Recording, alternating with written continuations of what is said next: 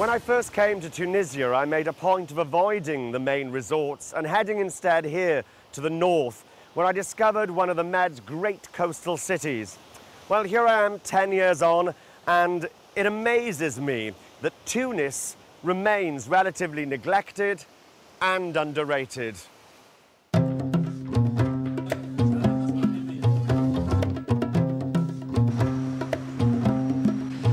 Morocco's made North Africa chic, and cruise ships are trying to put Tunisia on the map. In summer, this place is crawling with day trippers, but in the great scheme of things, this city is still a relative unknown.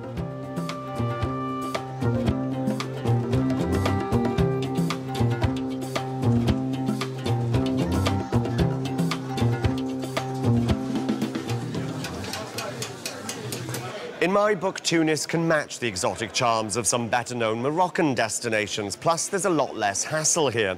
This city is a great combination of North African Berber and French panache, which should be raking in the city break set. It sits on a magnificent gulf, and at its heart is the Medina, or Old Town, spanning the 1,000 or so years of Arab and Turkish rule. And outside, there's the Ville Nouvelle, or New Town, built by the French in the late 19th century. I'm in the Place de la Victoire between the two, where Tunisia's Champs-Élysées, the Avenue Bourguiba, meets the Bab al-Bahr, or Sea Gate. And through there is the Medina, with its palaces, monuments and souks.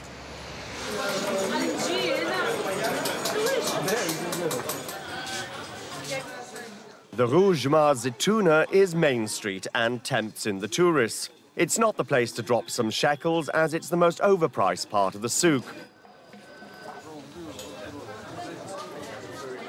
The street leads to the Jemaa Zitouna itself, or Great Mosque of the Olive Tree, built in the 9th century. And as a non-Muslim, you can visit the courtyard.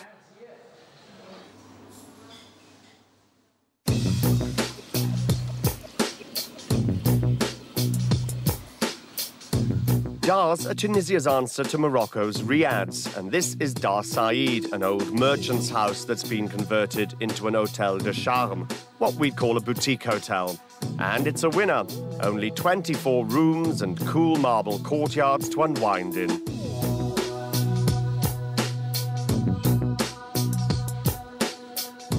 It's just up the coast in the suburb of Sidi Bou Said.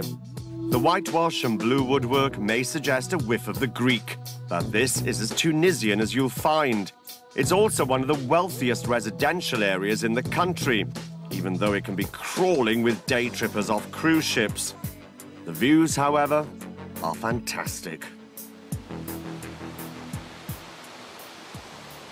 Here's another of Tunis's big plus points. Great beaches.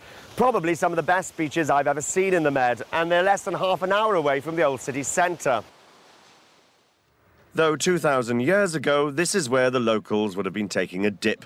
These baths were built during the 2nd century and are one of the few remains of what was once the only city in the world to challenge Rome.